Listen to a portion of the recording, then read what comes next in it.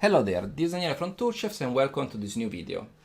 Today we're going to have a look at the new mirror module which is available in Atoms VFX 5.4. You will be able to find the module under the pose category in the mirror. So as you can see here, as soon as I added the module to the agent group, the pose of the agents got mirrored. You can of course disable the mirroring from here. You can also say from here I don't want some agents to be mirrored like that with an override.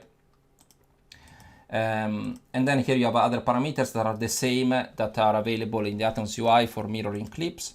So if you're already familiar with the mirroring for animation clips, then you will be able to use the mirror modules quite quickly. One important thing to know is that to use the mirror module and to have the mirror module generating consistent results, it's important that all the clips that you're using, especially if you're using them in a state machine, they are facing the same direction. So they are, for instance, in our case for the man, they're all facing the Z direction. So you see the run and the clip here is moving along the Z axis, and the same thing for the walk and the jog. And also the idle is like just facing the Z axis. So it's pretty important because this module here works after Atoms read the clips. So basically it mirrors the pose after reading the clip.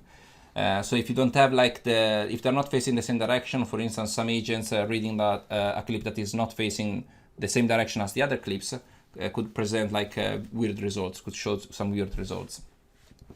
So to go through the parameters here, so here we have a search mode. So in case of the man, we're using auto and it's working fine, but in some other for some other skeletons it might not work as good as in this case.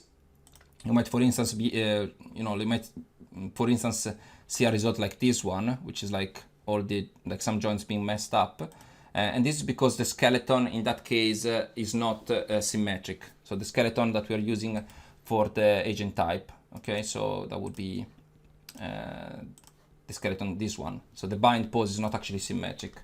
So basically when Atoms is trying to find the pairs, so between left and right, it's not able to find a match for the left and right joints. And so it's showing you this weird result. To fix that, instead of using auto, you can use by name. So you can basically, this just searches the joints, and you can provide a left and right replacement string, so that basically Atoms will use the name instead of the joint position in bind pose. So for instance, we can say left and right, and now the mirror is working. So depending on your skeleton and the names that you use for the joints, then these replacement strings would change. You can also set a different string replacement. So if you use any, it means that the replacement in the name can happen at any position of the name. If you use prefix, it means that the replacement happens just at the beginning of the name, and postfix means it happens at the end of the name. So it really depends on the names that you're using for your skeletons. Then for the anim mirror plane is used for all the joints that are not that don't have the match. So for instance, the spine, the neck, the head.